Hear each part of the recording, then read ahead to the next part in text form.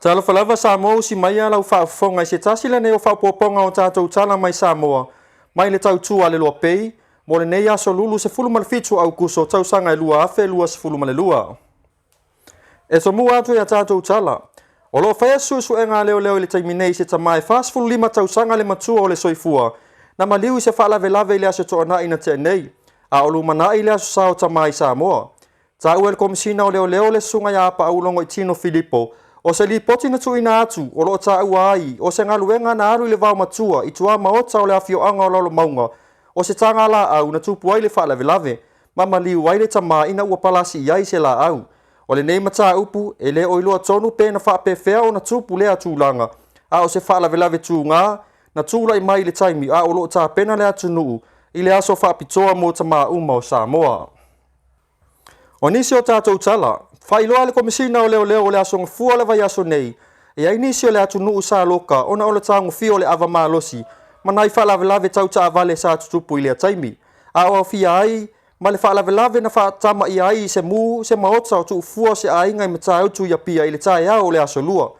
Ma o lo whaia I ai sa ili ilinga leo, ma le vaenga o le tinei mu I le mafuanga. Ta ua le sui komisina o leo au apa au, sa tu ina tu lava le fautuanga a ole I wha manatu le aso wha pitoa ta maa. Pei tai ai lava nisi o le atu nuu, la tau te le o langona ina le tāu o le whiau. O loo tau mawhai momoli na atu, pei tai o le manunga, ona o le soifua mau o le atu muu, ai maise o le saunga le mua tangata lau tele, e ono wa afia atu I wha lave.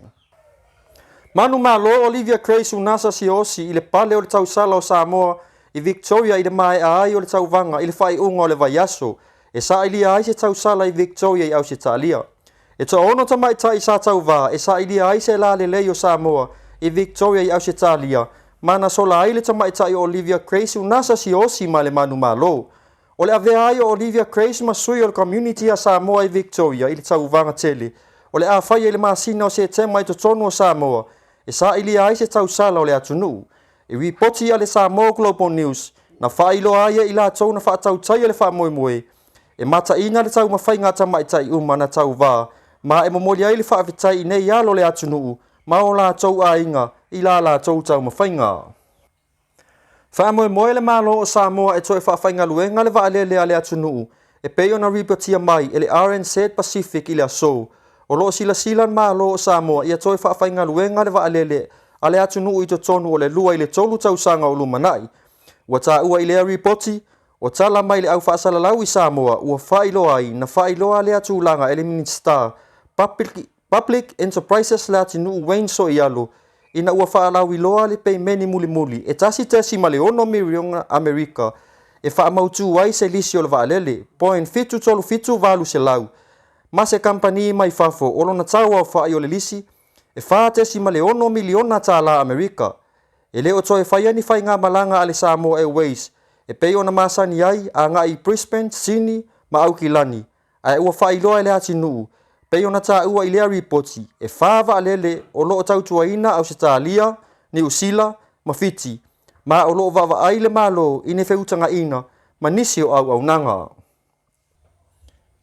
Ia, e whai ua tufoi a tātou puletini o le nei aso, Inisi o tonga o saunoanga mai le afionga le taitai o li tu o lo angai le malo, le sunga ya tu ila epa, Dr. Sailele maliele ngoi. Wale mawhaiai on avesao se mata upu. Ia malongo sa ia fo I o tatu malo. O le lau whatino ai le laina whai le nei, o lesi le awala. E whaalangona I nai e le tatu malo le leo tarata.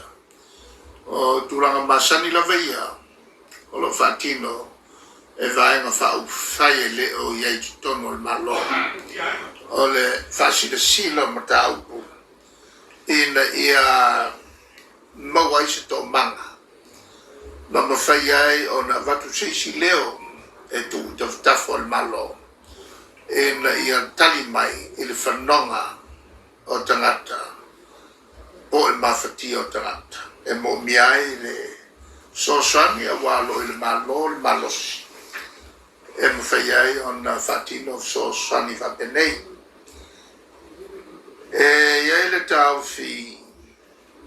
o le a o talanoa i le tulanga o le polkalame lea o le saffron o le polkalame lea e whatupe mai fafo ia le selengi o na mai lea whasotai le mtanga luanga o whatoanga mau tātou tangata i tua whatino ai ia lato watinai a wala mai ai ia tupe a mai malo i whafuanga le lei whasoson ai i o tātou tangata o le programe le o le saffron avea o se tasi o polkalame au ngā tele o loo whalua tuaina i se leni whatino ai ia moatina a tangata ta watiae a mesa tangata e vai o nai pamoa o nai papovi o nai pisinisi laiti o isi whatino ai ia nai latou fofuanga mo fale ui se tulou ia o isi o mo meo o tane vai o le programe la lea mai tālu sanga e whaawala mai e le mtanga luenga o na silsila fo ele iai o le mtanga luenga ma whawai loa ia whai unga whai rela ua mo mai le whamtalanga ua tāwhi atu e le masina lea na tenei e le tātou malo e le mafowhaunga o le ale whaunga tupi whawha la whaunga ia tātou se le nifo il tai miliona lea e o mai nei ua le lopo le ale tūlanga il miliona lea o le tūlanga whaintale iai ile matanga luenga marato whafoea o lea e o atu ia nuku e tutuli loa e iwa matanga te teito tashi e tutuli loa la tutau sanga e whasilisila mai matanga luenga tusa i male whatununga waluatu le minister male malo ua tau fil programe lea ai ao ia le malo tu e whawhenga i mtangata matala noa o lai ale le ngana le whaupunga o lo whaumo pēr le programe ai ao mai loi e tangata i le malo ia e luatu le whamtalanga e le ego taufi ua whimemea i tangata i le ese o leo al mela leo e tupu nei e tupu el fisili e maise wa uma o nalu ia polkalame o training o whamtalanga i tangata ea o ina ai malatu sila fiai ia le tūlanga o te pena ina o tālsanga ma le tuli loa ma ta au whapena i mo whatinonga i le mātou la tuti e pawa le wala e mawana fia ai se whenga whapea mo le se tupe o toi mo man whala po tonga le whafo ona whaia i lole o le whenga lea ua longo tangata o lai alu e fiu tangata e whatatele mai a le o tau fiatu e le malo ona ule se leni e tua ia mai tele mafuanga e tau fia i swala por tome fafo ona ula tu fia e ese le mene o mai mana o le malo e whaungai i sele o le whaonga tonu i le whamoe moe pe ona i ele marianga ia masaini ai fo in whala bontonga i whafo whaawala mai e so sania lonongiwa o leise tupe o leisi possibility lona lua pe ua whapolkikia por kalame ina ia malaku e tangata o na o la tou lava e langongoa le va whaupwhai e mawhai o na whaawala tuai ia whesoswani o wana whapenei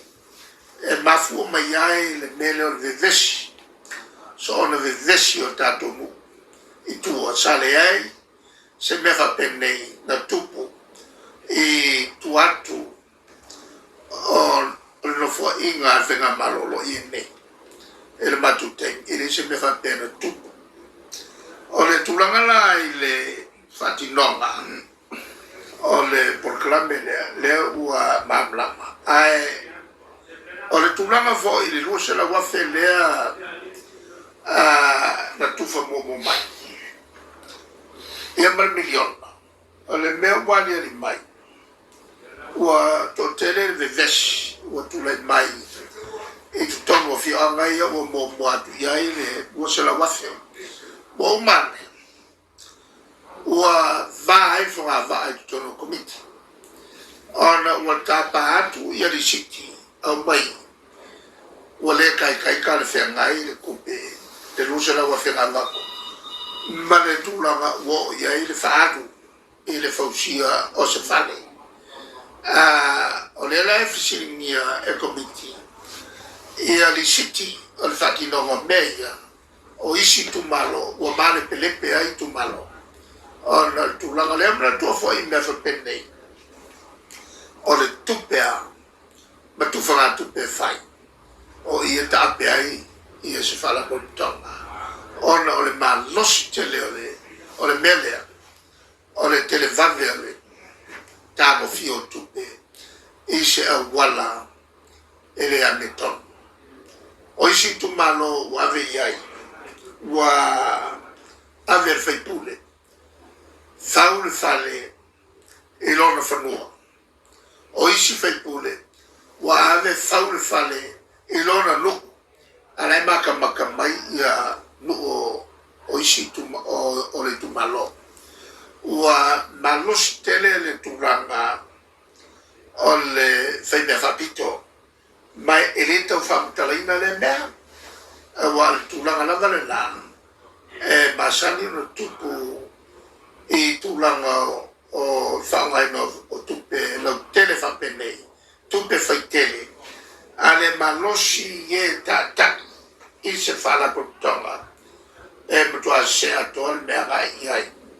i al whaungaino se leni na o le vesi le mea ture me iai Ia, o le nase o toʻatonga o nisi o tūlanga o mea o tutupusi o tātou atunuu i Samoa nei, mo lo si le fia. Mai le tautua le loa pei Samoa, whaafetai tele le mafuta mai, whaasoi fua ia.